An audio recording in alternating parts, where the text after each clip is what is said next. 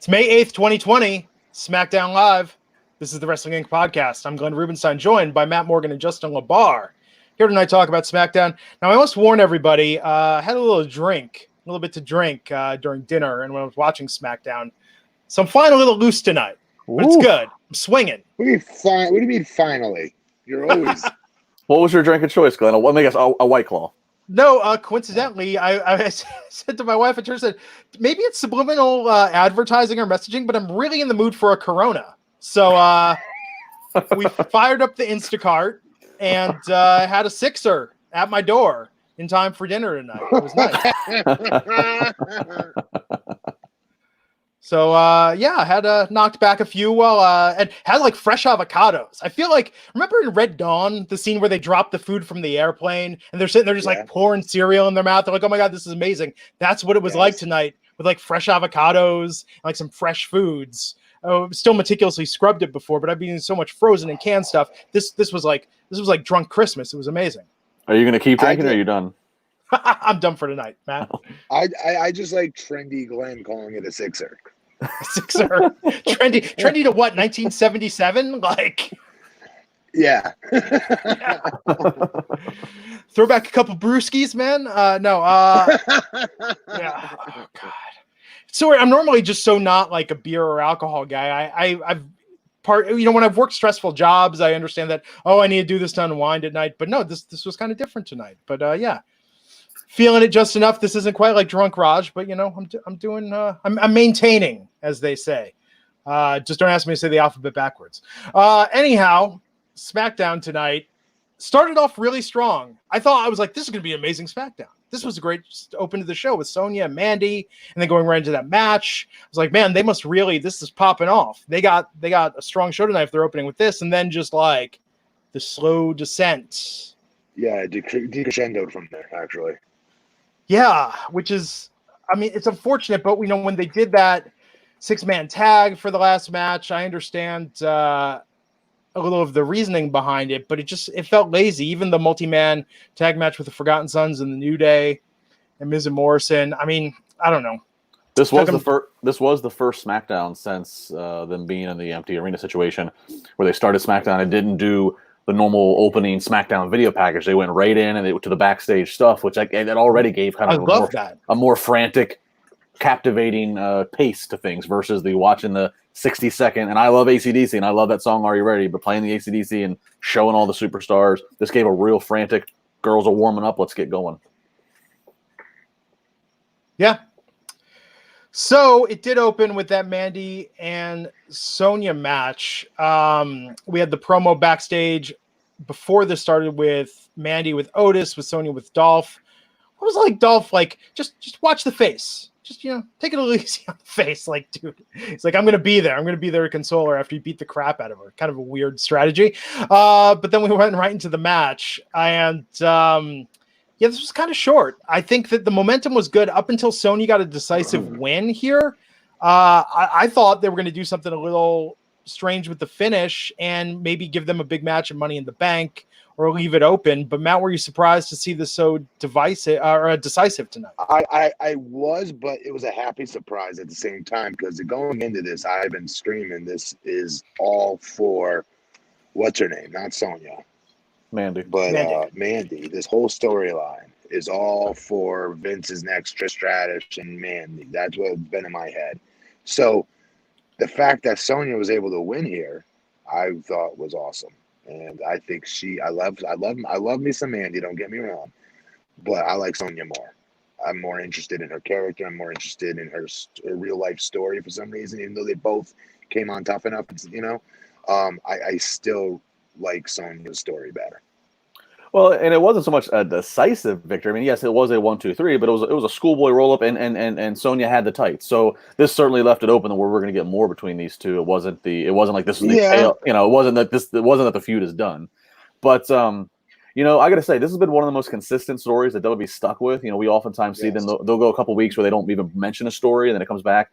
They've progressed this every week with the two girls, and then Otis and Dolph and the players here. So I was happy to see that that consistent story got followed up by, it was short, it wasn't long, but it was an intense match. Both girls brought it, and this was one of the best matches that WWE's put on in the empty arena situation, because Sonya with the trash talking, and she got her legs wrapped around Mandy, and they're on the mat, and she's just saying these nasty things to her. She's pulling out the fake eyelashes. I mean, this match with the dialogue and the facials and how personal it felt, this thrived in the fact that you could hear every crystal clear word they were saying.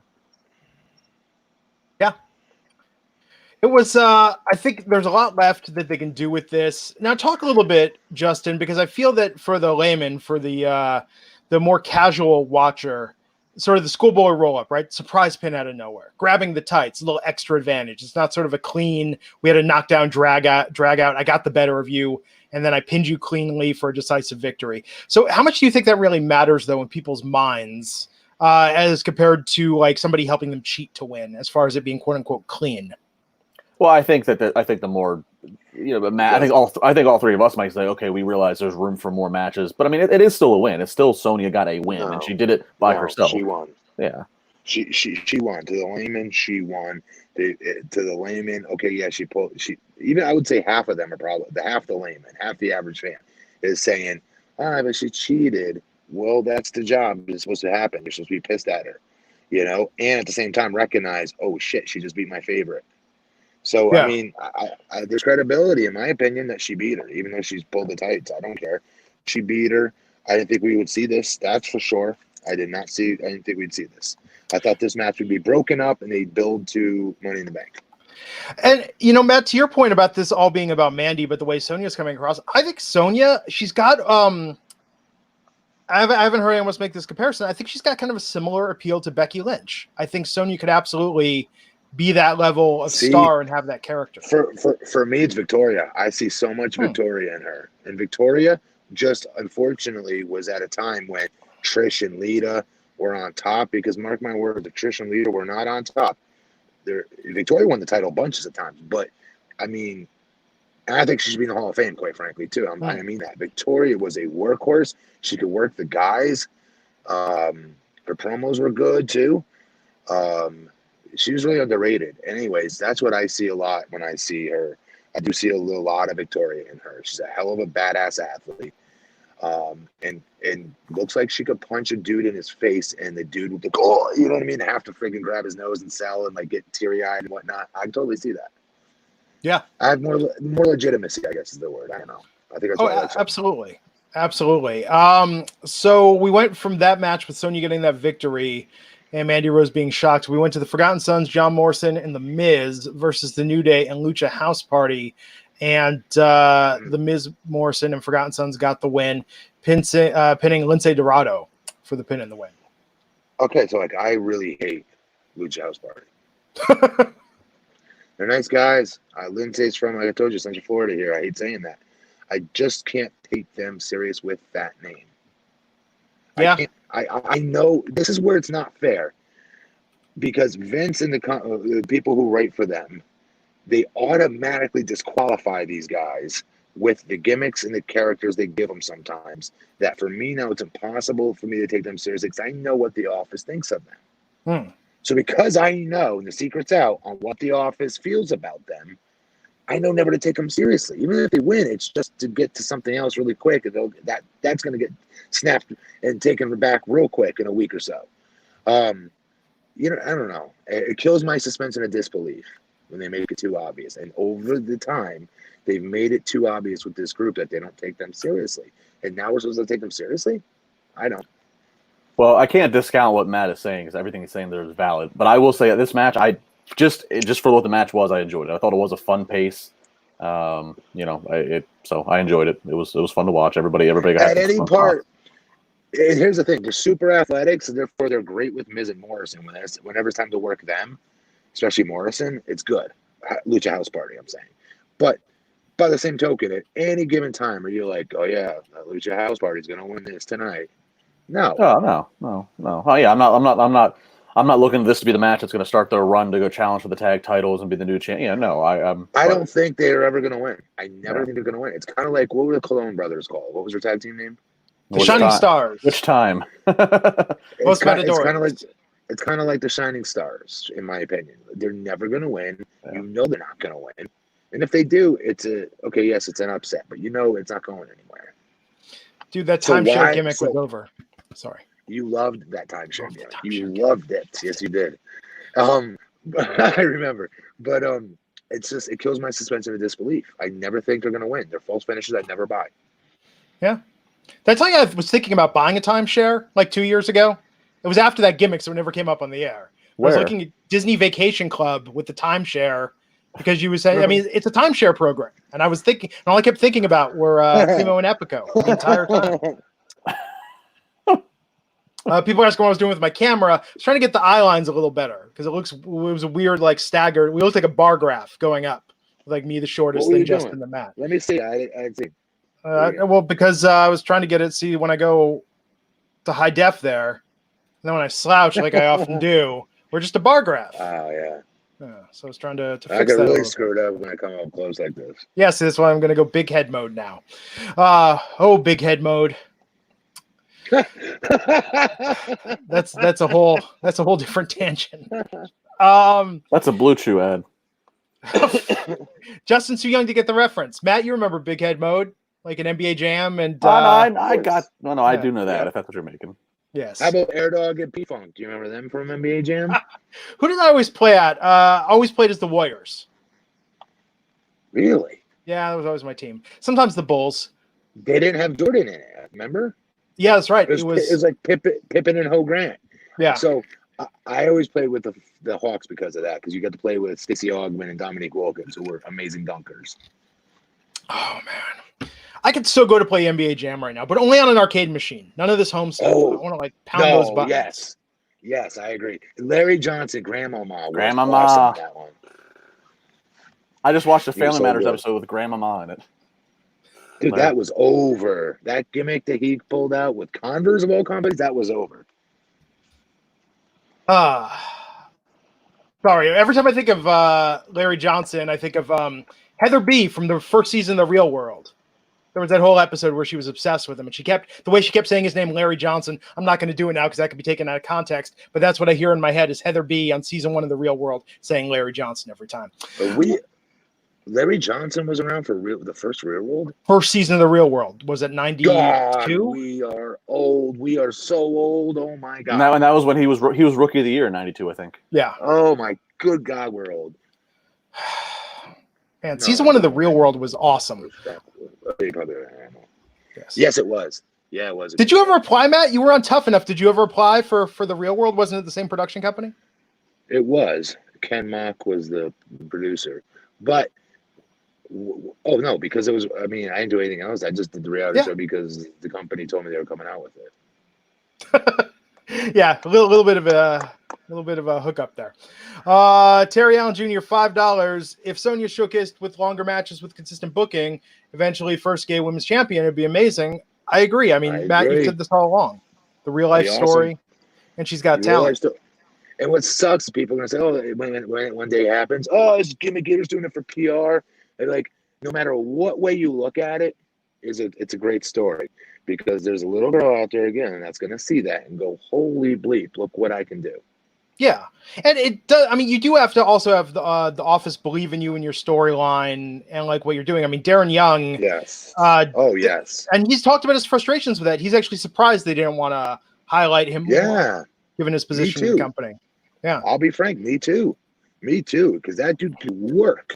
When we were the Nexus, my eyes always used to go to him, Michael Tarver, Ryback, honestly, the most, I would say, those guys. I love Michael Tarver's look with the face mask. Yeah. He was ahead of his time. See that? So, The Miz, Morrison, and the Forgotten Sons won this match. All teams are going to be facing each other at Money in the Bank for the tag team titles this Sunday. Baron Corbin cut a promo, talked about throwing Rey Mysterio off the building. Somebody's going off that building. This has come up now a few times.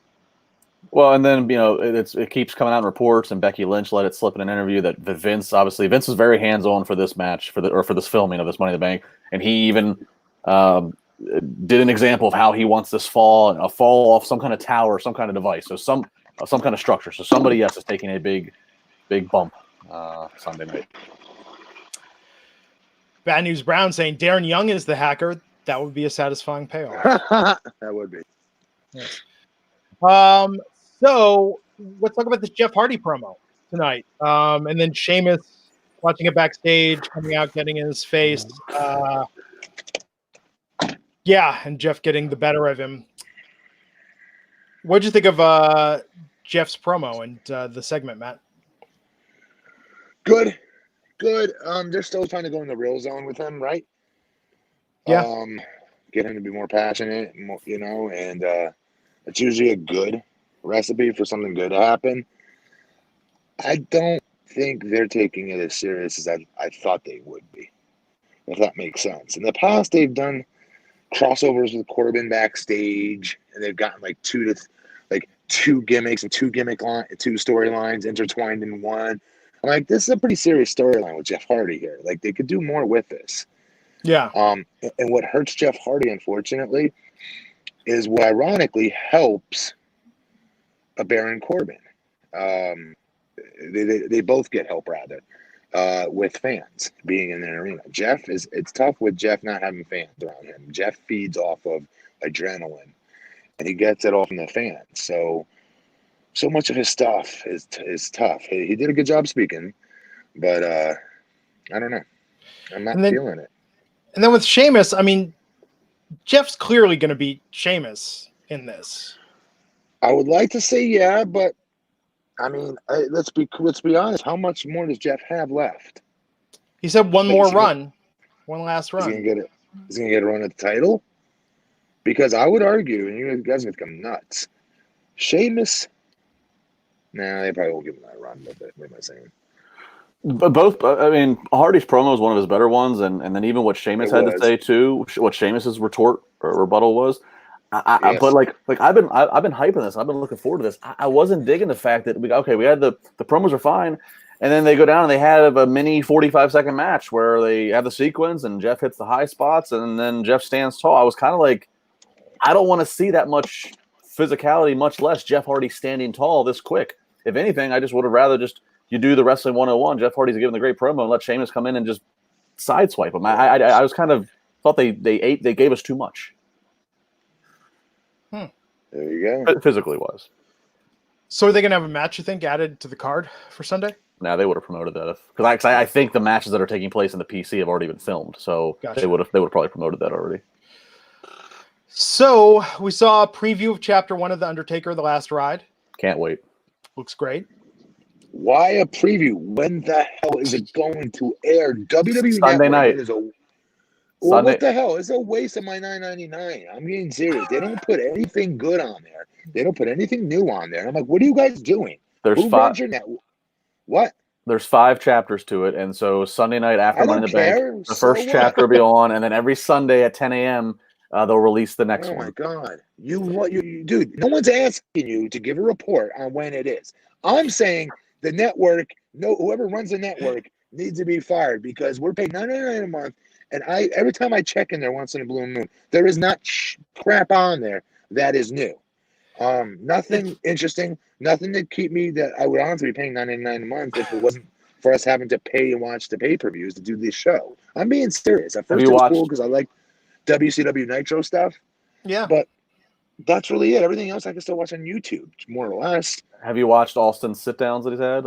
The interviews he's been doing? Yes. Is that really what I don't know. If I don't know. WWE, you're a former talent. You should get a free. You should get a free network pass. Really. But like I thought we'd have more. I thought we'd have more original content, especially with this that hit us. I want another season of Swerved and Talking Smack while they're at it. Something. I know. Well, Matt, I was gonna say if they lose Matt Morgan, if WWE loses Matt Morgan, paying $9.99 a month for a network that he's on, there are dozens of hours of footage of Matt Morgan on WWE Network, and even have the goodness of his heart, he doesn't want to give you $9.99 a month. WWE, you've done something wrong. I listen. I was a huge fan of Network forever until with this pandemic hit. I'm like, I thought we were going to get not that they promised it. I just assumed it would be just a given that here's your chance to start wheeling out these shows that I'm sure you have on the back burner, but for whatever rhyme or reason you guys have not messed with or aired or produced or started to produce. No, dude, because it wasn't this Christmas, wasn't it last Christmas they did those 3 pilots, like Fashion Police and like that cooking show? Like, if you look at the last round of original content they produced that wasn't their standard 24 documentary stuff, it looks like they spent maybe $20 for their entire production budget on all of it. I mean, they scaled it back so quickly. Friend of the podcast, Paul Walter Hauser, was talking about like Edge and Christian. He was pitching. There was a whole pitch other season of that didn't happen. Like, their show was awesome, by the way. I loved their show on that network.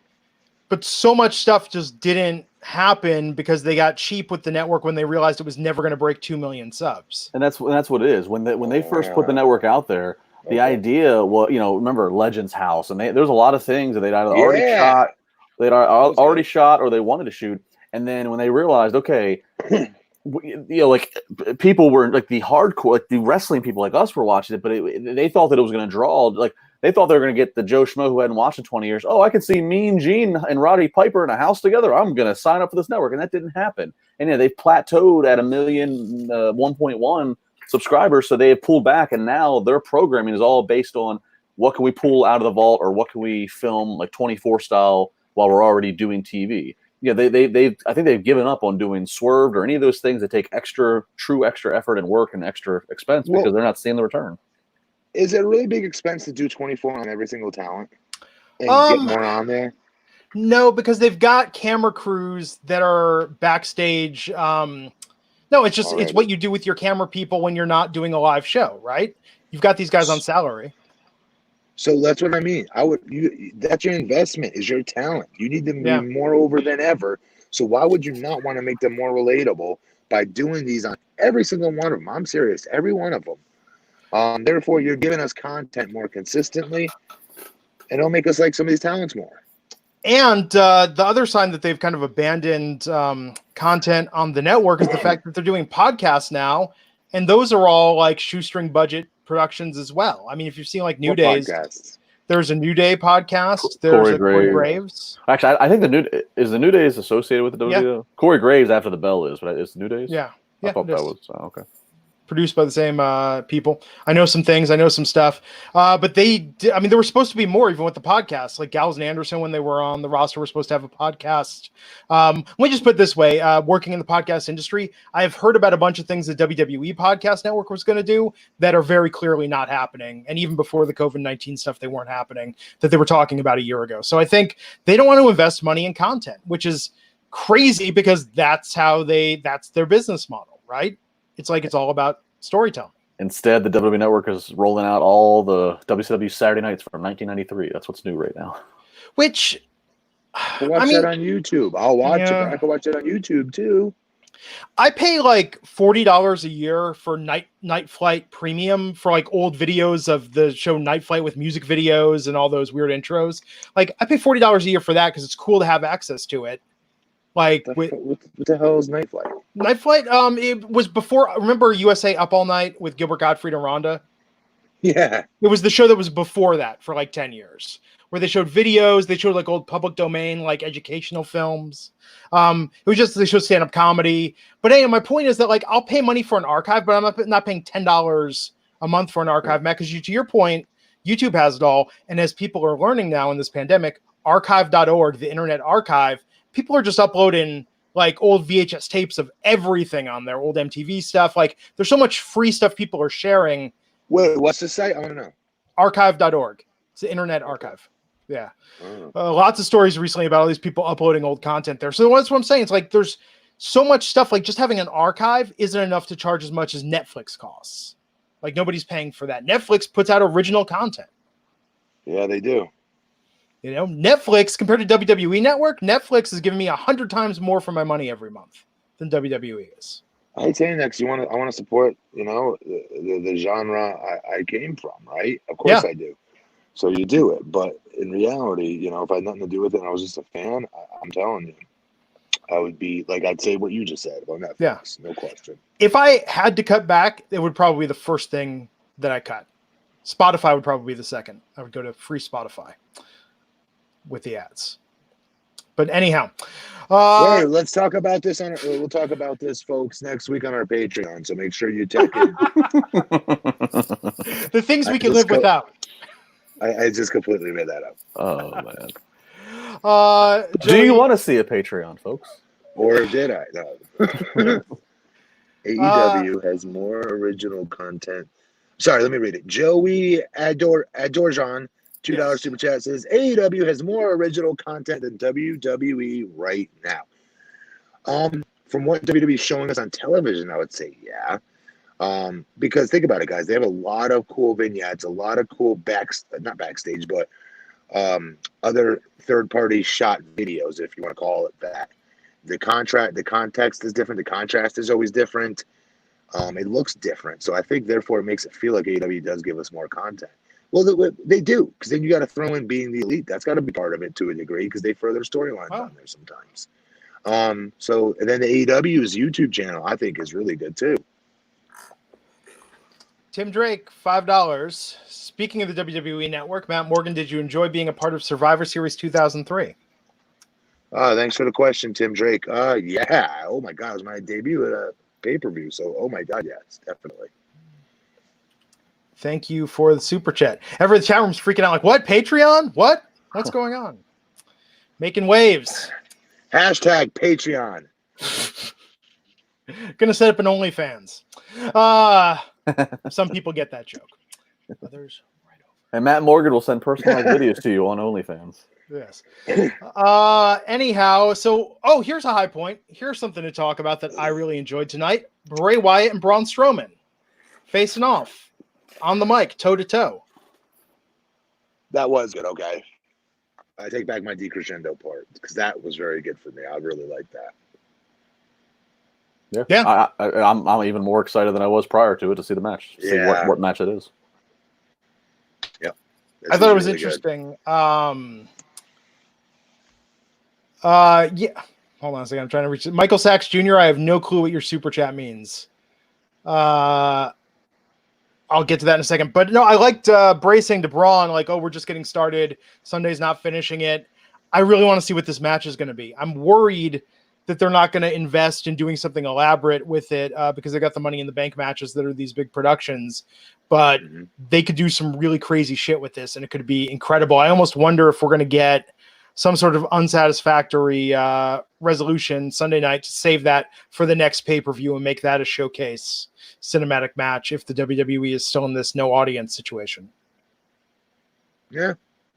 I think fingers crossed. I think it's exactly what's going to happen. I mean, it's Braun versus Bray, not The Fiend. So we're going to see Bray wrestling in the red sweater vest. It's probably going to be a more traditional match inside of a sweater vest. Or not his sweater. His sweater. Sorry, sweater vest. His red sweater. But it'll be a more traditional match, and yeah, it'll be open ended, and it probably will lead to eventually The Fiend and Braun wrestling in the sweater. If that's where it leads, then I'm okay with it. If it does not lead there, I'm going to be furious. Think about, Matt, the hot lights, being inside the ring. Think about wrestling in a sweater. What must that be like? It would suck, especially his. His is super tight. He's got that freaking booty choker sweater type on. That thing is hugging hard. But let me just point this out. I just thought of this. Wouldn't it be cool if, like, it was The Fiend he's wrestling? Forget it. Bray Wyatt even. Bray Wyatt has superpowers enough to make this happen where him and Braun end up wrestling in the middle of the backwoods somewhere. Do you know what I mean? Like back in the Bayou where we assumed those Sister Abigail videos were being taken and the debut of Bray Wyatt was shot. There are so many cool things they can do with this. I pray that they do it. Seriously, I mean, and I don't want to wait. I don't want to wait. Okay. I'm sorry. Do we even know what the next pay-per-view is after Money in the Bank?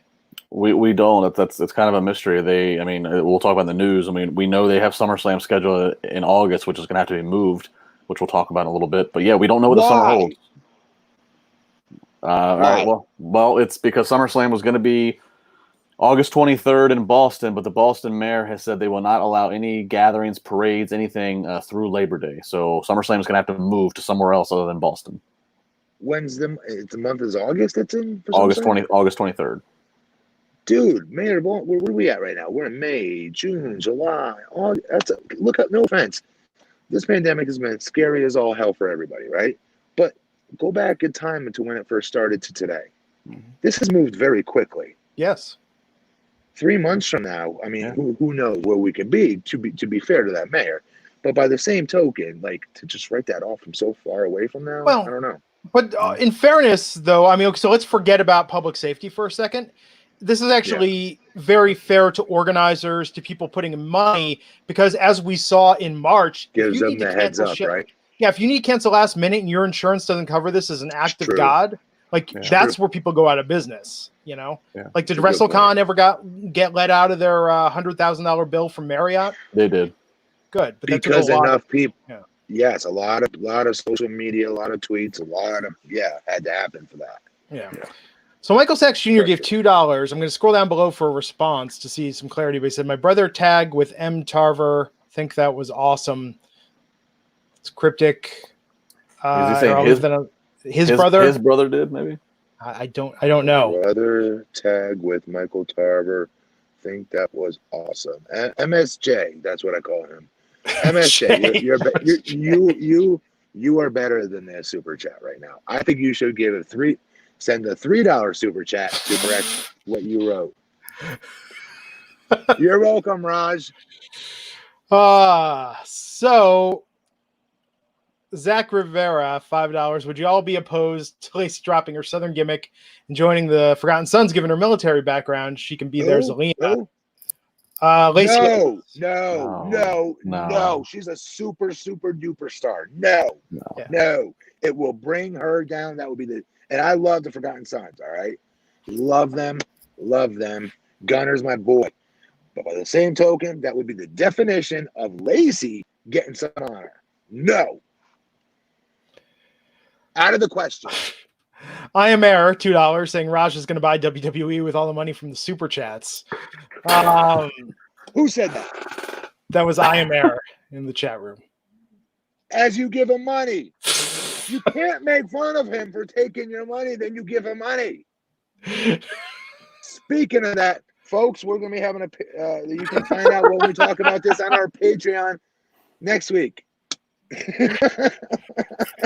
Ryan L. $1.99. Braun defeat the Fiend in the future. I mean, what do you mean by in the future? Yeah. Wait. What do you mean by that? Is he talking about a gimmick like in the future, or is he like real? I don't understand. I think he's asking if this Sunday is going to be Braun versus Bray. Do we think we will eventually get a Braun versus the Fiend? Oh, he's playing off of what you were saying earlier about us getting Bray first, right? And then, okay. Yikes. I love Braun. I do love Braun. I think he should never lose. To be fair, though, I don't like Bray. The what do you call it? The Fiend losing, right? Yeah. Ugh, I don't know. So sorry, I don't have an answer for that. I know you just spent money. We gotta give him an answer here. No, I think. I say yes. We will. We will eventually get some open-ended. Eventually, sure. This Sunday will be open-ended with Braun and Bray, and so we will eventually get Braun versus the Fiend and something. Yes. And who wins? He's asking. Can Braun beat the Fiend? Do you see? I'll answer that when we get closer. But I think this Sunday Braun is walking out still champion. I agree with that. Okay. Yeah, me too. Speaking of giving us money, so we're going to do this sometime next week, but I want suggestions. Matt, we talked about this. We're going to do another charity for our Patreon. Oh, no, for charity, Matt, for charity. Oh, sorry. Not the charity of Matt, Justin, and Glenn, but like a charity that's helping people that are not Matt, Justin, or Glenn in these trying times. Matt, I know you said something perhaps with charity that's dealing with homeless people that are homeless during. Well, okay, so here's the deal. So many times I hear the people that we help, our first responders, our nurses, even those are on the front lines of this coronavirus epidemic. More times than not, when they go into like a Wawa or a Starbucks or whatever, they'll be like, "Oh, you have a free coffee? You're a nurse. Here you go." And I always hear them say, "That's amazing. Thank you so much." First of all, you know what though? There's a guy outside that's homeless. Can you give it to him, right? And then I start paying closer attention and talk to like our fire and police departments. Like, yeah, we get more times than not, without this pandemic, a lot of places give them free meals or free coffees all the time, year round, because everyone loves cops and firefighters, obviously. But they started saying, like, it'd mean more to give that to the people that are homeless, those that don't have anything, let alone just missing their job currently, or, not to underscore or undervalue any other human from another. Sure. But I don't know. We got to figure. I want to find a way to be able to donate the money and some of the super chat at least to a shelter where the food will the money that will be raised will go legitimate toward food to help people that are legit in the street right now. So yeah, I mean, as Tammy's saying, there's food pantries. I know there's Feeding America is one that seems a lot of people are doing fundraising for right now. Yeah. But if you have any suggestions, please tweet them at us, and we'll make a decision and announce it a couple days ahead of time. But look, we did such a great job. You all did such a great job raising money for Culture City last month. We want to do these charity podcasts once a month. Donate all the super chat money. You guys are amazing, and believe me, we will go so off the rails, have so much fun with it. We will have an amazing night and raise as much money as possible as we can for a worthwhile cause. Bob the Builder, $2. I know the answer to this. Matt was on Family Feud with TNA. Yeah, it's a whole week. We did a 5 episode, baby. Never had the urge to go back, get the Morgan family on Family Feud? No, but I think I told you guys this. About halfway through the week, we realized we weren't even playing for any charities or anything like that. We were going to be able to keep what we made if we won. So I started getting like frustrated with like Mick and Jay Lethal, who kept goofing around and giving funny guy answers, trying to do their gimmick and character and shtick. And in between commercials, I'm like, guys, this is serious. I'm not playing. Take this serious. Come on. We could walk out here $20,000 a piece. What are you guys doing? Play seriously, please. Speaking of which, Rubai Abedin, $5 super chat saying, I was just rewatched Jay Lethal's promo with Ric Flair and TNA today. Dude's hilarious. I hope he signs with WWE or AEW in the future. Awesome. It was so well done that you see Ric Flair shoot reactions live like the rest of us in the ring, just going, oh my God, this kid is amazing at this. Yeah. That is one of the most viral promo clips to ever come out of TNA, is that exchange of the woos between those two. So good. AOTV production saying he's jealous that Matt has met Steve Harvey. How was that experience? Amazing. He hooked me up with a suit company too to make suits to my size. Yeah, dude, he's so funny. He's always on too. I've also met him at a charity event here in Orlando, and dude, he's never off. Like he's a performer, he's a comedian, but like during commercial break, he kept messing with Lethal, ironically, and others just nonstop. Like he's never ever not funny that I've seen. Very cool. So Lacey Evans and Tamina Snuka versus Sasha Banks and Bayley. Why, oh why won't they show Tamina's promo she's been posting on Twitter on TV? She's posting it more? What do you mean? Yeah, she did that one I was talking about the other night where she did like the therapy session with herself. Like she's shooting like these little skits, Tamina is, to promote her match with Bayley. I didn't know that. I just saw the first one. I didn't know that. The second one was good too. And I feel the way they're talking about her, like this is where it struck me tonight that she is doing these and they have no interest in showing them, because the way they're talking about her on commentary tonight didn't even line up with what we've been seeing in the promos. Like there's so much they could have dug into this, and it kills me that her Tamina won tonight with the Samoa drop on Bayley. So by Raj logic. Yes. Which I don't understand though, because if she was if they didn't care about her and whatnot, why waste the W? Why give her the W? Like that could have been losing Lacey Sunday. Okay, Lacey could have gotten the win and then she still did the job. It makes no sense. If this was like Zack Ryder and stuff like that, because we see that with him all the time. He does True Island, whatever the hell it's called, Long Island Story, that awesome series he did online for his YouTube. They would job him out while he was doing that until he got over, and then they changed it. But they went kicking and screaming, if you remember, at first. They were not okay with that, and they were not booking him any different because of it. And then eventually they had no choice, right? But at first they were making it known, this dude is not going to get over. He's in this category, and you guys or your fans are not going to get him out of it. So settle down and shut up. That's what they're doing with Tamina, it feels like, by ignoring the Twitter stuff that you're talking about. Yeah. And it's really frustrating because they're in a warehouse wrestling right now where it is impossible to hear the immediate feedback from fan reaction to see who's getting over right now and who's not. Ratings are in the crapper right now all across the board. So it's even more difficult to tell if anyone's getting over somewhere in between here. So if you go, next thing you got to use social media as a gauge. If she's getting all these hits and likes and retweets on these things and people are like, wow, we love this. What's the harm in showing it and going in that direction with her? I don't understand that. And by the way, her and Lacey are one of the most formidable female tag teams I think I've seen ever, maybe. Think of the size of them. They're impressive as hell looking. Yeah. Big and strong as hell and athletic as hell. I agree with that. So this match was okay. I mean, but I feel like it's really telegraphing that, this is all about Sasha and Bayley. And I'm over Sasha and Bayley. I am over Sasha and Bayley. No offense. Not them as people, but as their characters. I'm just not into it. I'm way more interested in what they could be doing with Tamina, and definitely more interested in Lacey as a main event women's wrestler or champion. Yeah, they need to do the Sasha Bayley. They need to pull the trigger on that feud. I just wanted to get over with so they can get it out of our damn heads already, and then they can move on already. It's like the slower than molasses development I've ever seen. And at least Lacey, I'm telling you, they're missing the money with her. What Justin should put up. Ricky Sinclair saying, Justin, you're supposed to super chat right now to let Matt and Glenn know he's still here. You can see me. I'm chilling. He's being polite. Yeah. It just made me laugh. Leon's Matt was on a roll. I wasn't going to interrupt his role. I know. Sometimes I feel like we're just Matt.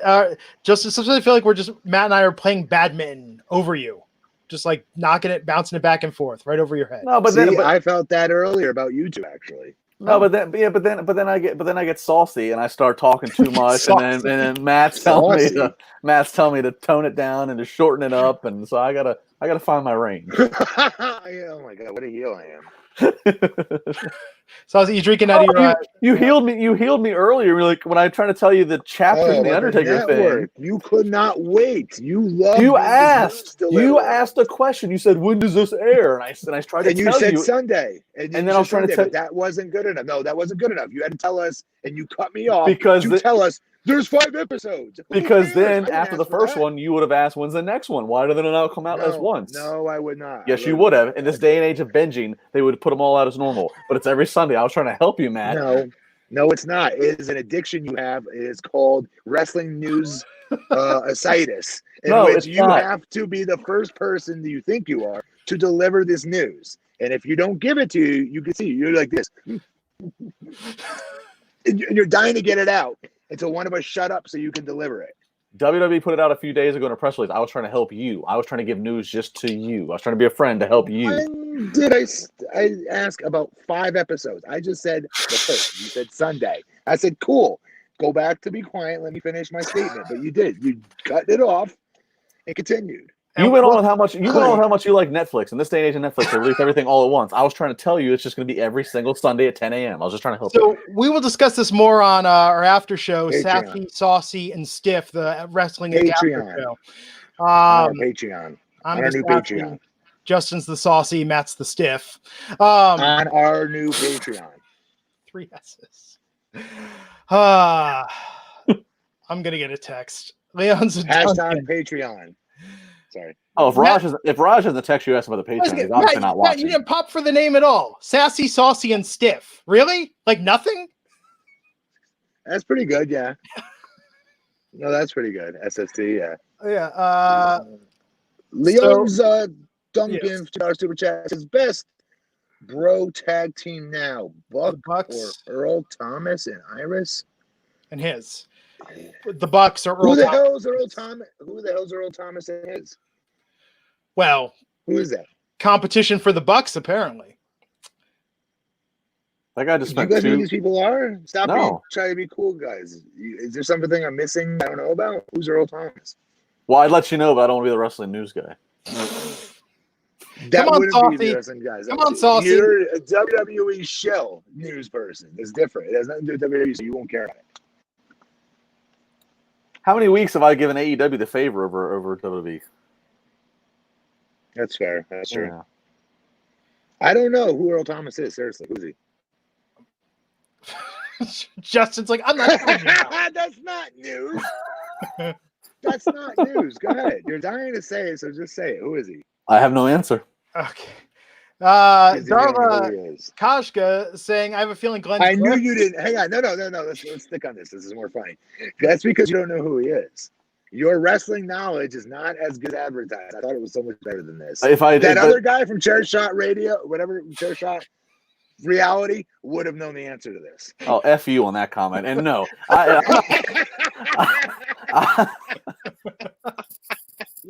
I am providing no more news on the show. I used to watch. I know. So who was the other guy? Josh. What was his name? Josh. Yeah. He was good. Oh, no, I know. I not to break the kayfabe here for a minute, but like you gave compliments. I remember once upon a time you giving a compliment about the show. I appreciate it. It was a good show. So read that super chat. They have a feeling Glenn's grandparents got him GoBots for his birthday, thinking they were Transformers. Well, ooh. Okay, I lost. Ooh, that would have been major heat in my house, by the way. Major heat. Major. Hang on, Major Brat Morgan, not Matt Morgan. Major Brat Morgan. I would have tossed it. Wait a second. Hold on.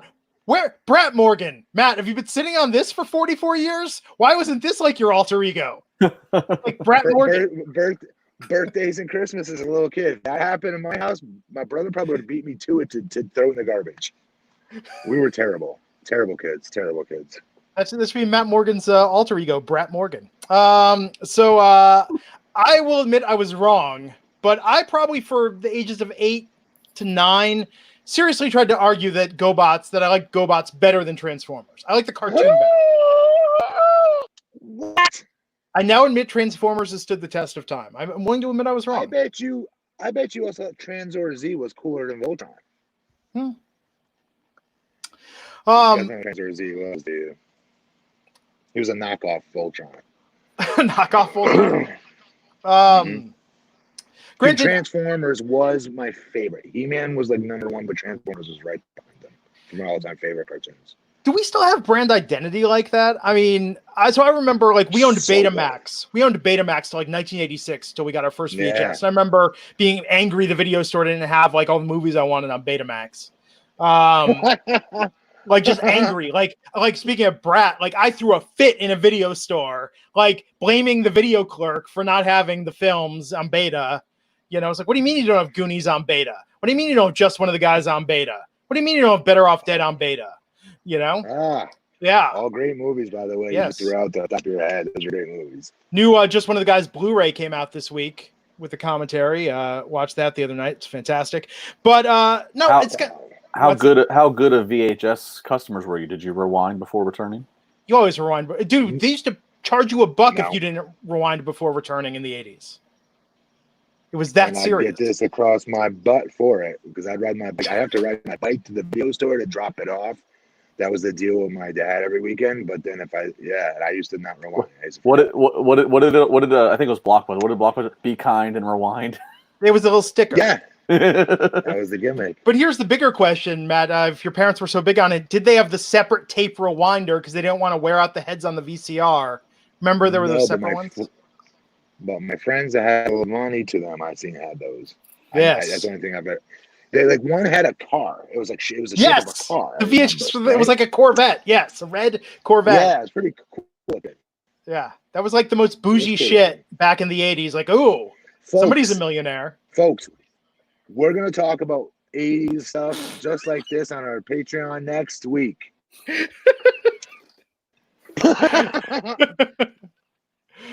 Ryan W saying $1.99 just to give props to Just One of the Guys. Freaking love that movie so much. Yes. Well spent $1.99 to say that, by the way, because that shows you have good taste in movies. And famously, after a year or two, all the tapes you would get would be all chewed up and have tracking issues on that one scene because everybody paused the one scene of the reveal. Oh. Yes. No question. No question. Yes. And we got a super chat here. Louis 13. How about Sheamus barely selling for Hardy Swan? I didn't notice that. What did I miss? Yeah, I didn't notice it either. Yeah. Wasn't that noticeable? Lewis, spend another $1.99. I'm joking. Do not. Lewis, But I am sign up for a folks- Patreon and folks come in- tell us. In our super chat, though, give us the answer, though, guys. What happened? What did we miss with the no-sell? All right, really quick. Go ahead, just. Japan and himself saying first Patreon post should be a watch along of the Goonies. Dude, that's not a bad idea, actually. That's actually a good idea. Folks, so next week, the subject matter for our Patreon is going to be. This is such a great joke. It's never going run to this stop. into the ground. Yes, I'm going to kill it to the ground. Brandon Hall, $5 saying, I want my $2. Loved Better Off Dead. Grew up on Errol's video store before Blockbuster. Yes.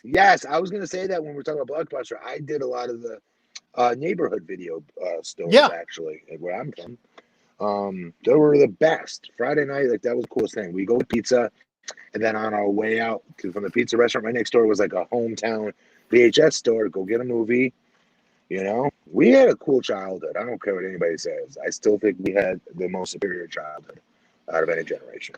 I remember it was weird. There was that time when there were video stores, and then it was like supermarkets wanted to get into renting movies. Like, this was I mean, this is why Redbox now reminds me of that. Yeah. We didn't discriminate against that either. Edwards, or what are the grocery stores? Yes. I used to get my videos at the local roller rink up the street from my house, had a video store inside the roller rink. And I remember I delivered newspapers. I had a paper out. I would give the owner a free paper, and he would let me get free videos, and he would give me like posters and all this stuff. And I remember feeling like I was the king of the world, getting like screeners for Mystic Pizza, and like getting to like Die Hard when it was a new release on VHS. And like, how pissed would you be? You know, they put the box cover, and then if there's no copies behind it, like, I get so pissed when they'd leave a box cover out there, and there was no more copies of it. Yeah. There are movies, and I've been trying to make it a point to watch more of these. Like, there's probably, each of us know 100 movies that we've never seen, but we know the box cover of it just by, like, if you saw it, you'd have a sense memory to like 10 years old in a video store. Look at it, because those VHS box covers were so freaking cool back in the day. It's true. Yeah. Sleepaway Camp was always the one that freaked me out. Because I remember I was going to camp that summer, and I was like, I'm not going to watch this. It's just going to freak me out too much, man. It's not going to. I finally saw it like 10 years ago, and I was like, oh, okay, maybe that was a little much. Was your summer camp a theme? Like, what was your summer camp? I went to Jewish summer camp. What entailed that? Camp. Just studying of the No. Yeah, we had like Torah study. We learned how to make challah. We blessed wine and candles. There was a dreidel making class. Just gonna run this into the ground. We learned to dance the hora. No, it was just other Jewish. My dad. I've talked about this before. My dad's a rabbi, so when my parents were married, we were really active in the synagogue. So it was just other Jewish kids. There was nothing like overtly religious about it. It just happened to be like a Jewish summer camp. But I was freaked out about it. Anyhow, Lester, thank you. Buck99 to say I'm the coolest non-wrestler in any podcast. I don't know that I go that far. But appreciate the sentiment. Leon's Duncan, $5 saying Earl Thomas plays for the Ravens. Him and his brother got caught with a model and a threesome by his wife. Now I get the joke. At an Airbnb, by the way, which is hilarious, near his house. Well, why is an Airbnb I want to read this. Him and his brother got caught with a model. Wow. Was this recent news? Earl left his house with his wife and was at an Airbnb nearby with the girl, his brother, and then there was a Snapchat post, but they had the location turned on of the Snapchat post. The wife saw it. The wife got her sister. They went and found where he was and like confronted him in the Airbnb, and it was all kinds of shenanigans ensued. Oh no, not good. I am so glad I'm married and just not dealing. I mean, like with anything. Oh man, but that's gonna be tough in lockdown. Like people that are cheating and sneaking around, like lockdowns really got to be putting a crimp in their style. But anyhow, Lewis 13 saying Sheamus got up quickly after the Swan. He barely sold. Oh darn, I missed that. I will go back and watch it, Lewis. Thank you for pointing that out. Yes. And then Bob the Builder with his $2 Canadian says, did Matt Morgan just learn about Patreon today? Bob the Builder, if you only knew, I can't yet reveal. There's going to be a huge reveal next week on our Patreon. No, I'm joking. Tammy is saying, laughing out loud, cheaters aren't social distancing. Man, like, again, we talked about growing up under the specter and everything that's going on with HIV and AIDS and STEs and whatnot. Like, now with everything going on, like, I don't want to even shake hands with another person. Like, what in the world would make... Yes. Yes. Yes. Like, if I were single, I would be like, Yes. no, I'm good. I think I'm going to try the celibacy thing for a while. Why not? So while we're off topic, Khalil Johnson just saying fly Eagles fly. Shut up, Kelly Johnson. Keith Robinson, $1.99. When VHS cases looked cool, but the movies were crap. Dude, you just needed a hot case. What? A lot of the time. Like, there were a lot of movies that had great box covers, but terrible movies. Yeah. For sure. But I'm sorry, there was a lot of amazingly good 80s movies. There were, but do you remember like stuff like Slumber Party Massacre, or like there were a lot of ones that had like these really cool box They were covers. generally I'll just tell you the genre. A lot of the time, they were the horror ones that end up sucking, and not what the box made us think it might be. Like, remember Chopping Mall? But the same. Chopping Mall had the craziest, gnarliest video cover ever. It looked like body parts in like a shopping bag. And it was like all about these, it was all about like these murders happening in a mall. And then when you watch the movie, it's about like these dorky looking Johnny Five looking robots that are doing security that are killing people. Like, it was a lame movie with terrible effects, but the poster was just next level. And that's the thing. They would use artwork too on a lot of these boxes too. Don't forget. Glenn, help me out. They could totally cheat. You said Shopping Mall. What's the movie? It had the dude from Weekend at Bernie's, Andrew McCarthy. What was when he's trapped in like Target? Were you thinking of Career Opportunities? No, but like a mannequin came alive. Mannequin? Oh, is it called Mannequin? Okay. Are you going to diss Mannequin? Because this is going to be the rest of the podcast. No. But I was thinking. You said somebody said Shopping Mall, and I made me think of that movie. And a good soundtrack, by the way. Yes, nothing's going to stop us now. Great video. Good video. And we've talked about Mannequin because that's my fear for Velveteen Dream, is that Vince saw Mannequin. Velveteen Dream reminds him of Hollywood for Mannequin, of Meshach Taylor's character. Yes. And that's what Velveteen Dream would end up being on the main roster. And it would be terrible. I think that's pretty darn good, though. That's a pretty safe prediction, actually. And that's really going out deep, but that's still a good prediction. Yeah. And Andrew McCarthy was a Mannequin, and I love him in Weekend. I love the Weekend at Bernie's movies.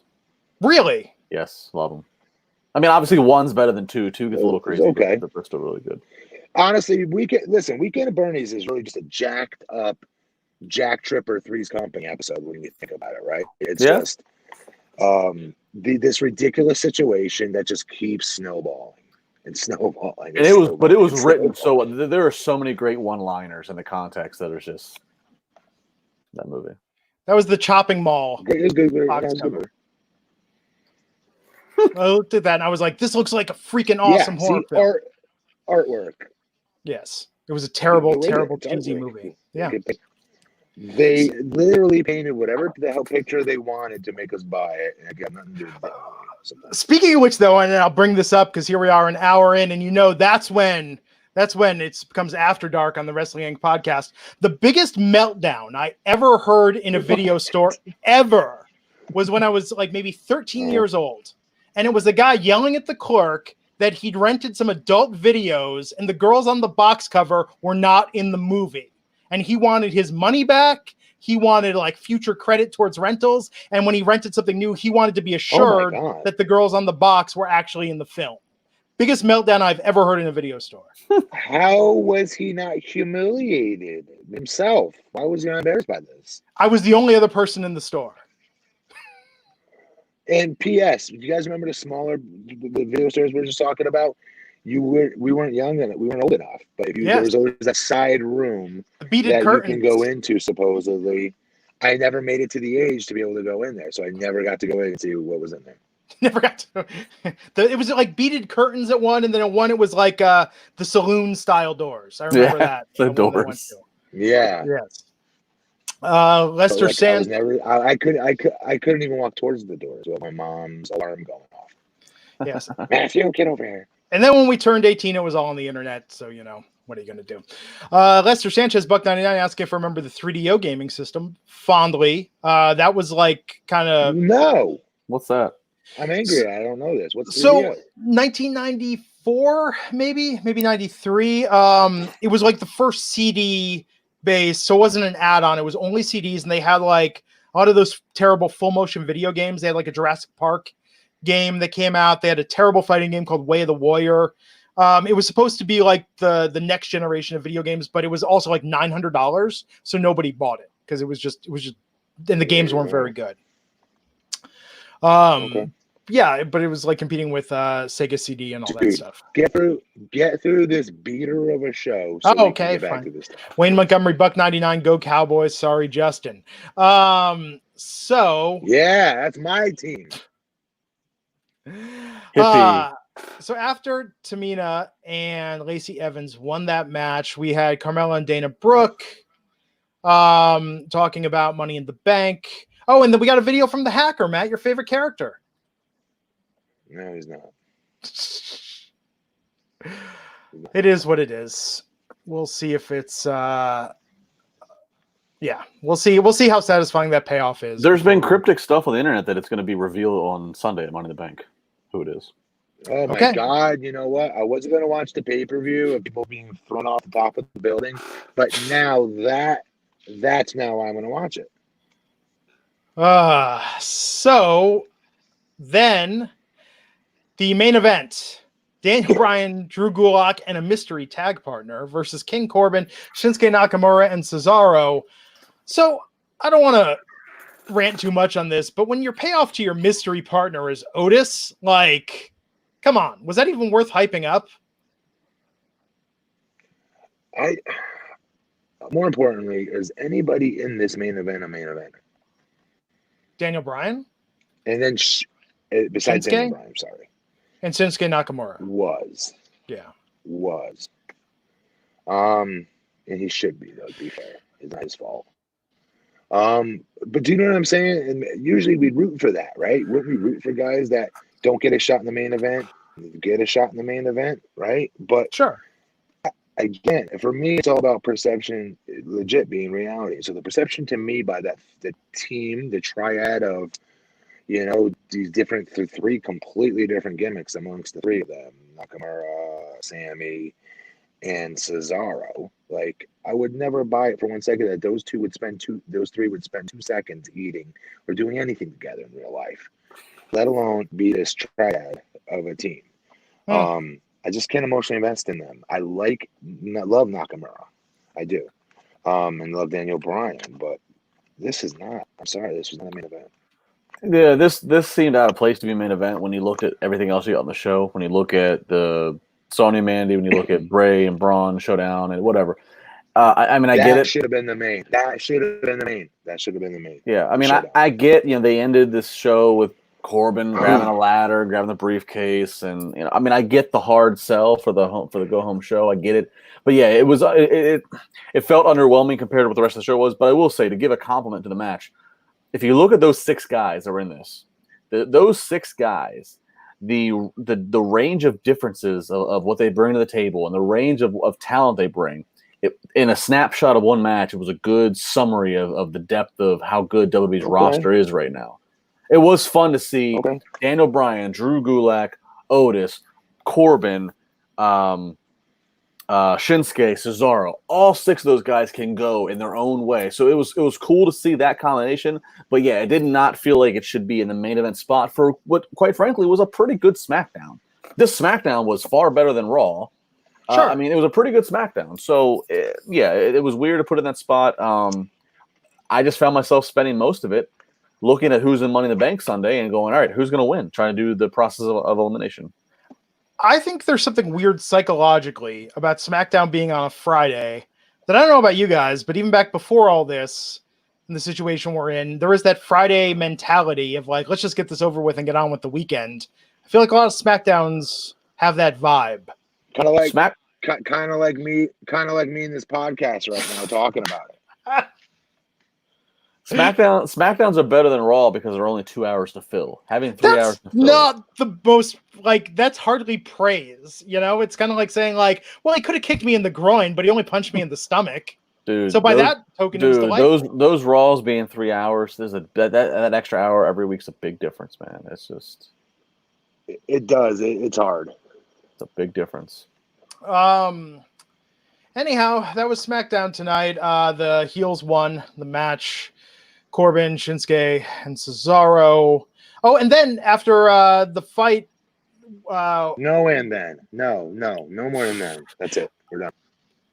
It was cheesy that everyone got in a fight and went off, and then Corbin gets the ladder and goes up and grabs the Money in the Bank briefcase. Like, yeah, I mean, yeah. Why didn't he tie it to the train tracks, Matt? If he really wanted to be a heel. Yes, exactly. Yep, just a little mustache. Yep. Yeah, it was just a little. It was like a silly way to kill the last 2 minutes of the show. Anyhow, that was tonight's SmackDown. Justin, what do we got in the news? Well, we already talked about WWE's probably got to move SummerSlam to a different city. So we already talked about that. The full story with the mayor of Boston and all the full reportings on Wrestling Inc. We'll also give you Wednesday's viewership. The numbers are out for AEW versus NXT. Both shows are up from the week prior. AEW did win. Again, we're going off of viewership, not ratings. Sorry, Matt. But Dynamite won with 732,000 viewers, topping the 663,000 that NXT got. So, again, both up from the week prior. Question? Yeah. Can I ask you guys a question about that? Do you think, because they're going against AEW is going against NXT each Wednesday, the fan support for AEW is insane. I'm one of them, right? I will admit I overdo it sometimes because they're a new company. I want to see them do great, and plus I'm super entertained by the athletic style of wrestling that they have. I am. But with that said, do you think that they're putting themselves in a situation to be like happy with a rating being 734,000 viewers as long as they're beating NXT instead of what the freak? Why are we not doing like a 1.2? Why are we not doing a 1.3? We should be doing a 1.3. You know what I mean? Like pushing more. What do you think about that? I feel like playing to level of your competition. Yes. I think for what's going on right now, AEW is happy just to win, but they're not. I feel that in this not because with this pandemic, take this pandemic out of the equation. By the way, back to where they were before. I feel like the same number, 900,000. Yeah, they stopped trying to bring in new people, is what it feels like. That's what's missing the most thing, and the crowd helped that because people turn the channel and say like, "Oh my god, what are all these people going insane for?" But I feel like AEW's programming right now pleases their diehard fans, but I don't think it's an accessible gateway for new wrestling fans, and that's what's hurting them in not going over 1 million. But wouldn't you guys agree? So that's where I'm lost. I still think we have a base out there that would definitely make up to a 2.0 if we're doing ratings. I would do ratings, not viewership. All right, for viewership, 1,900,000 viewers, let's say. Yeah, there's still that base out there. I truly think there is. I just don't know why they're not watching. Part of it, I think, is viewing habits have changed, and I don't know if you guys had this. So Wednesday night after this podcast, for every week that it's been on, my wife and I would watch The Masked Singer on delay. We were into it, and I think this past Wednesday, the first time we said, you know what, we're watching Good Girls on Netflix. We've got other stuff. Like, let's just drop that from our weekly rotation. We don't care about it anymore. I think a lot of people right now, because they're binging other things, because live TV isn't as much of a concept right now, I think it's very easy to walk away from regular weekly viewing at the moment. I mean, I'll say to your point, Glenn, since this pandemic started, like I've taken that, my wife and I have taken that approach more. Like we started doing Ozarks. Yeah. And now I got 4 episodes left in season 3 of Ozark. Oh, shit. I'll be caught up. I'm so. Why are you doing this podcast? Why are you watching wrestling? Finish the damn season. Dude, with Mother's Day this Sunday, and Sunday is also our 10-year anniversary, she wanted to watch Ozark tonight so we could, and I was like, I gotta do this podcast. And she was like so distraught. Believe me, I know. I'm battling out. I'm battling out for our Patreon to build up. But But no, I mean, I think there's something to what you're saying. There is something to what you're saying. But also to AEW, even prior to the pandemic, they only topped 1 million once. So their numbers aren't really that. Their numbers are pretty much on par with where they were prior. You know, it's not. They haven't really felt that bad of a hit. NXT maybe is. But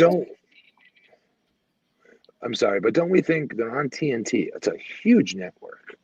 And to be fair, TNA only did a 1.4. So I shouldn't be saying like 1,900,000 viewers. I do feel there's a base out there that goes up to 1.4. I do. I wonder what those movies. So isn't it weird that with USA Network is where I see the most, like, it's the only time I've ever seen NCIS. It's the most Law and Order that I see lately, and occasionally Modern Family. With TNT, what are those movies? I feel like it's always Justice League or like The Accountant. Like, what do those movies do in ratings, the lead-ins, and the stuff that follows on TNT? That's what I'm curious about. Turner Classics, I thought, did very good ratings. Maybe not anymore. I don't know. But they used to do good ratings. I'm just curious. It's very. They play good movies usually. Yeah. So I think maybe not having live TV, I think people's habits have changed. And I think that with wrestling, Matt, so when you've been sick or you've missed this podcast, do you go back and watch the episodes you skip? I never watch, unless I hear something was incredible, I never go back and watch an entire episode. No, that's true. And I'll give you an example of a really hot show that everybody's watching, which is what is it? The Last Dance, Chicago Bulls. Oh, yeah. I know that's coming on 8:00 Sunday night. I still don't watch it live, even though I can't wait to watch it. You know, I'm in my truck finishing work and stuff like that on that Sunday, and I'll get into bed probably around 12 a.m. or something like that, and I'll watch it then. And that's something I really desperately can't wait to watch each week. Yeah. So, like, that's something I'm super interested in. I still don't watch it live. Yeah. And I just forget stuff there. It's like, I just remember now, I'm like, oh, we didn't watch What We Do in the Shadows this week. I have to make sure that I've got that or do a note because it's just easy to forget when stuff is on. Did you ever see that movie, Matt, or the TV show? No. Seriously, if anyone wants to laugh this weekend, watch the movie first, What We Do in the Shadows. It's a mockumentary about vampires. One of the creators behind it, I will screw up the pronunciation of his name, but he's the guy that directed Thor Ragnarok.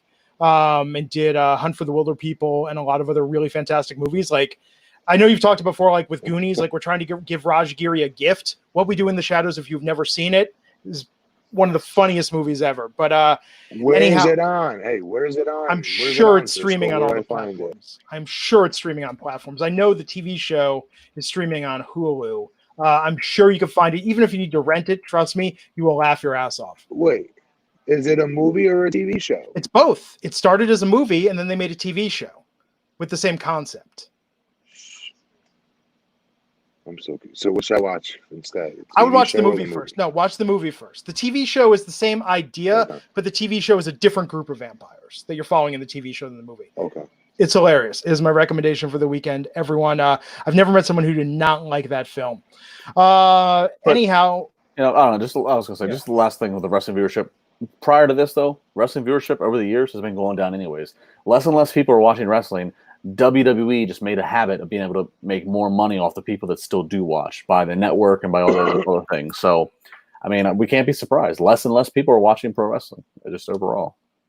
And part of that is social media. Part of that, I think, is clips being shared. I mean, WWE going so heavy on that in YouTube made it like convenient, was essentially encouraging you to skip the show, right? To a certain degree. Sure. With the change in behavior. But anyhow, so we've got a super chat here. Bob the Builder, Canadian $2. Matt, what is your favorite NBA team? Bob the Builder, you asked me lots of questions. Thank you. What is my favorite NBA team? Well, I was going to be honest. It was the Bulls because of Michael. But when LeBron came into the league, whatever team LeBron James is on. But I got to be honest. I'll root for the Lakers this year, but I can never, ever say that the Lakers are my favorite team. I just can't. I feel like it's sacrilege somewhere. You know what I mean? Because listen, in my opinion, you have to be a Laker fan from day one to be, you know what I mean? To say that's my favorite team. At least when it was the Cavs, nobody really liked the Cavs. So even though LeBron was there, I could get away with that. Miami Heat, I could get away with that.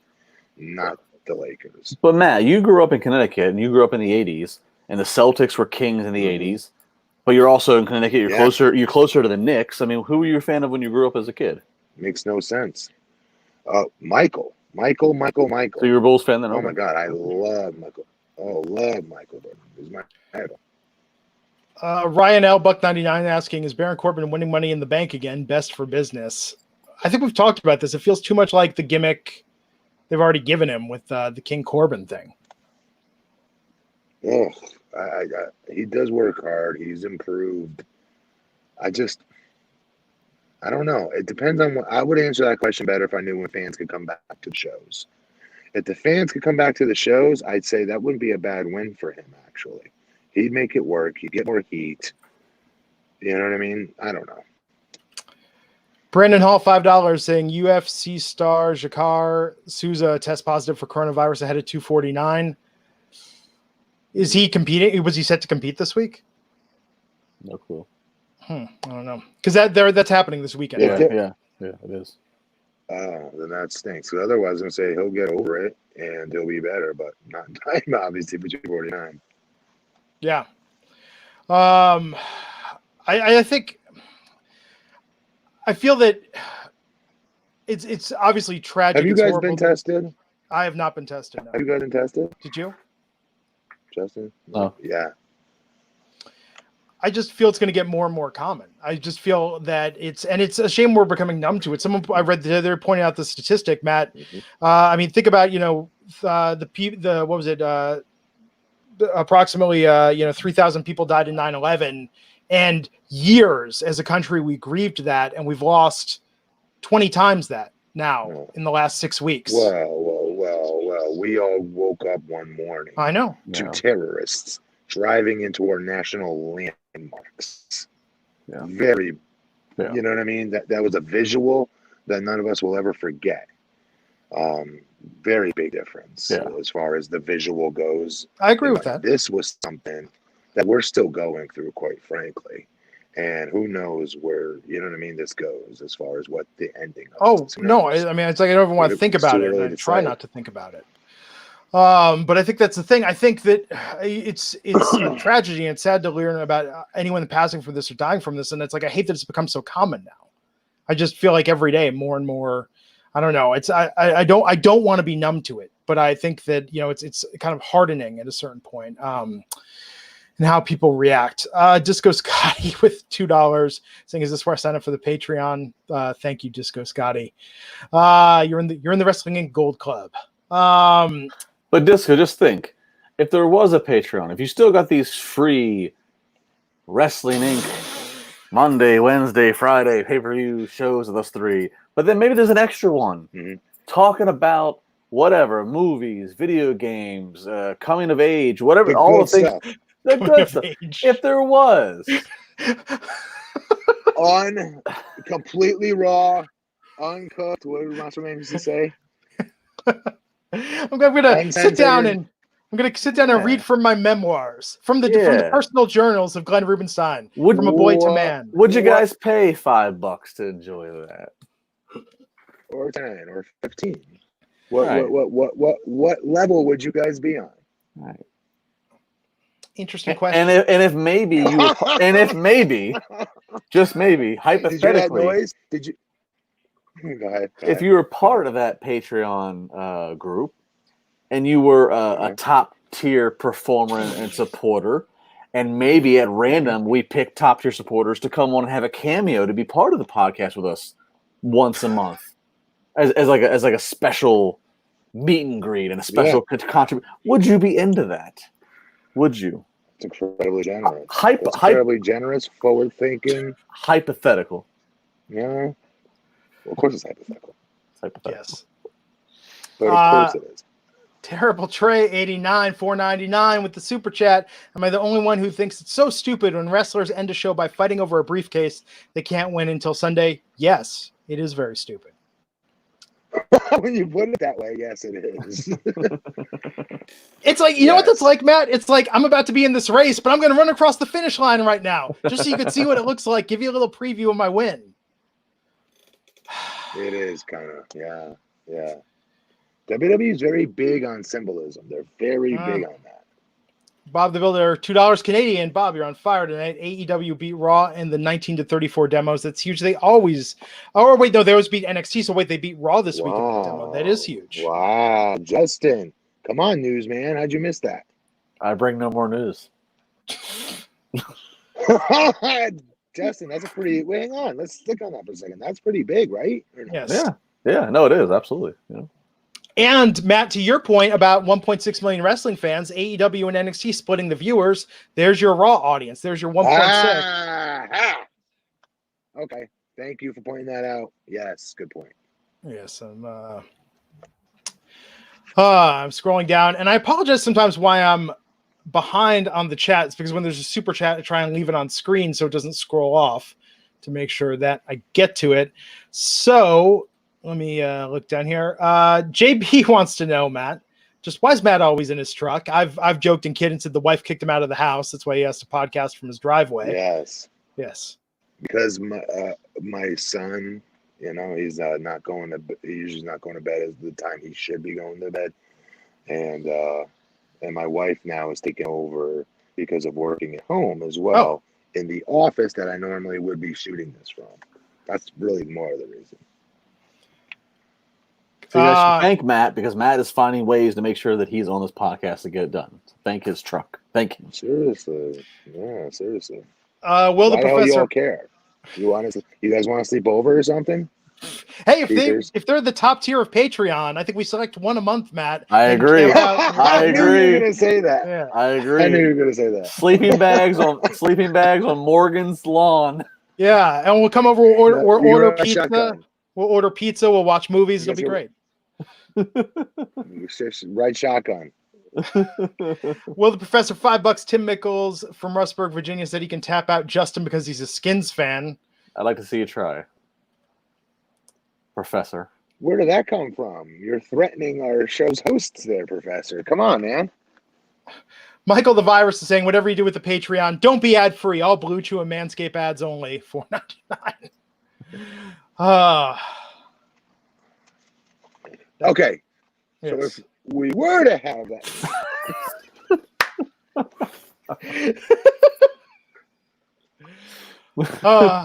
This might be the last time you see all of us on the Wrestling Inc. podcast, folks. Be sure to follow us on social media for updates about where we land. When Sunday night's Money in the Bank podcast is gonna be Raj by himself.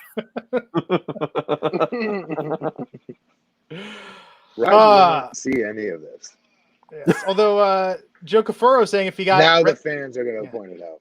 Saying if you got red face Raj, that'd be worth $10 a month. Okay, Joe. There you go. I would pay some money after that night with Matt. You weren't here that night. Then after the night of drunk Raj, when Raj got so drunk and we were towards the tail end, and he was like threatening to like go beat up Dave Meltzer. I would pay to see him. I would pay to see him go confront Dave Meltzer. As hot as Raj. I watched it. I went back after you guys told me about it to watch it, though. Yeah. Yeah, it was a good night. Everyone's asking if we're talking about this Tom Segura clip. I don't even want to give this oxygen. This is so stupid today. No, it's dumb. That's not. I'm not. It's a waste of time. I'm just addressing. So that's my point. Chat room, if you're upset about it, stop talking about it. When people make statements about wrestling fans and dish you, it's like, don't feed into that. I don't know. I think, yeah.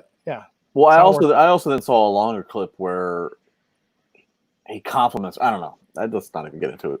Yeah, it's just weird. I mean, I think the perception of wrestling fans, I think it's changed a lot, but some people still think it's like some people think it's like juggalos. Yeah. Like, oh, we can just make fun of this group. And I think that, I don't know. I think that's a very passé thing to do, to just sort of poke fun at someone because they like something that's different than what you like. I think that here we are in 2020, there are real things to debate and argue about. And if all you're doing is making fun of people with different fan bases and viewpoints, I just think that's lazy, for lack of a better term. And when you have wrestlers that try to leave or have left the business, moved on to other avenues that give more legitimacy to said first avenue, you should support them. Remember that. Yeah. Because it gives this business, it takes away that stereotype immensely. We have two mayors And I'm right sorry, now. say Matt well, Morgan you know and Glenn Jacobs. But more so the action, the Rock. You have all these different people that come out of wrestling are able to do so many different things. I've been with so many. I'm not saying this to put myself over. I've been with some amazing All-American athletes. Basketball, Kevin Garnett, Stephon Marbury, Vince Carter, Paul Pierce. They were all at my same All-American camp at 5-star. And I've seen the top of football as well from my NFL Combine. I've never been around more talented, all-around individuals in my life than pro wrestlers. All around, sincerely. And I mean, not just athletic, I mean intelligent, good speakers. Some could sing, some could dance. They all do all different things. Jacks of all trades, true entertainers, but also, again, super duper intelligent. And I just think a lot of time wrestlers get a bad rap for being meatheads for people from the outside of the world that don't watch a lick of it and still haven't learned their lessons that wrestling, at least over the years until recently, is a ratings juggernaut usually. Until recently. Hopefully it goes back to one day. But so what does that mean about the fans that watch it? It means the fans have good taste. The fans like diverse entertainment. The three-ring circus that is wrestling. That's to me a fan that's got good taste and likes different and likes variety of entertainment. Like that's like making fun of somebody because of a comedian that they like and they think is funny, but you don't get the jokes, right? You don't really hear people say that too much. They say, "Oh, you like Seinfeld?" No, I guess I could see that. You know what I mean? You don't really hear people rip in to make fun of somebody for that, like they do for wrestling fans. It just doesn't make sense to me. And you know what it says about pro wrestling performers, Matt, is that they have to be athletic and coordinated in shape. They also have to be able to do, Hollywood actors can get 45 takes on something. Mm-hmm. You get one take to do it right. Yeah. So you have that.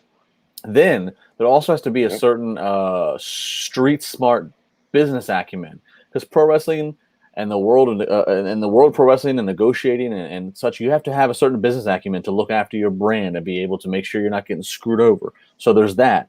There's also the sense of you have to be able to look out for a locker room and look out for being a leader. So that's the political, I think, comes into factor there. People that don't truly know pro wrestling don't realize the tool belt of skills that a really good, successful pro wrestler has to have, from athletic to personality to the mind, self-promotion. Self-promotion. Look at what they're doing in social media now, Justin. I wish this was around back when I was first breaking into wrestling. Social media, I'd be cutting promos every day on my Twitter and Instagram. I really would. And trying to get myself over that way too. And these talents do that. You know what I mean? So I never understood the mocking of a wrestling fan. I never did, because I am a wrestling fan. I grew up loving it. It's kind of funny too to have a comedian make fun of that, because comedians and wrestlers are very similar. It's like saying about comedian, like, he didn't just make all that up off the top of his head, right? Like, he wrote that out ahead of time. Oh, okay. Here's the difference. A comedian, very, very far and few between, can switch it on the fly when the fans are not reacting to their bit. And more times than not, they take that square peg and jam it through the circular hole when the fans are not popping for their bits. They continue on. We're wrestlers, we immediately flip it on the script if you're good and worth your weight in salt in the ring, and to communicate with each other out there and completely change what you were going to do and still get to the finish somehow, some way anyway, on the same exact time, by the way. And you've got to hit your time. You guys have any idea how hard it is to do a 7-minute match and hit it exactly on that minute, on that second? That's not easy. And if you go over, you've cost your company $1 million worth of commercial time that you just cut off by a minute. Literally. Vince McMahon once told us a minute was worth $1 million of ad revenue time on TV. So you know what I mean? It's just worth. I'm not saying it's because I was a wrestler. I'm saying because I watch it with my own eyes. I think it's the most well-rounded. Can't even just say talent or athletics or athletes. I mean, just all-around entertainers. It's not. Comedians are one-dimensional. It's not an accident. They tell jokes. Wrestling does all. Wrestlers do all of it. They do everything. It's not an accident that Hulk Hogan, The Rock, John Cena, and then to lesser extents, Roddy Piper, Jesse Ventura. It's not an accident that there are enough names to mention, especially elite, and The Rock is the most elite of them all, that have made it. There could be more in Hollywood. Yeah, that have made in Hollywood that me. started with pro wrestling, because it's what they. I mean, The Rock is trained to do things that he can do things in one take. He can do stunts. He can change things on the fly and improv, as Matt's talking about. Like it's not an accident that pro wrestling has groomed so many different levels of success in Hollywood. It's not an accident. Oh, I agree with that. And guys, all wrestlers, I think, have that talent. I think all wrestlers do. Heath Slater, I think anybody could, because of your ability to memorize things quickly, digest it, and you could make it your own if need be. But more times than not, directors want you to read what's on that script. Yes. But wrestlers are very good at doing that. So Joe Kerr $1 million. wants to know, Matt, how much to charity for you to show up in your American Gladiator outfit? Did you keep that? Where is this at, Joe? Where is this at, Joe? Who doesn't live anywhere near me? I'm sure. No, I think you should do it on the podcast. I think right there, just go full American Gladiator for charity. $0. There you go. $0. Okay, well, we got another question for you, Matt. Terrible Trey 89 with a $4.99 super chat says he knows this is random, but he was watching older TNA videos and wanted to ask, who did you enjoy teaming more with, Abyss or Hernandez? Ooh, Abyss, because I knew where the storyline was going. It was going to be me versus Abyss, and a storyline that was going to be created for me to win.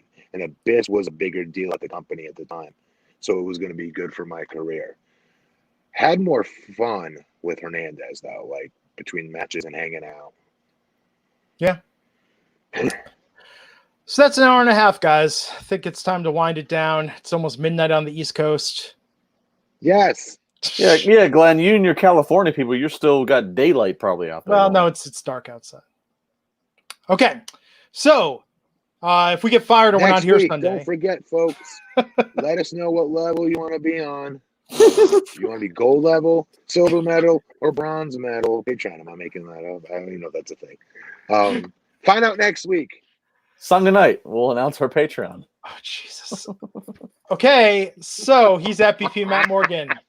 I'm at Justin LaBar, or he's at Justin LaBar. I'm at Glenn Justin LaBar, really? I'm at Justin LaBar. Really? I'm gonna take over Justin's Twitter feed. Oh yeah, blueprint level. Michael the Virus saying that should be the entry, the blueprint level.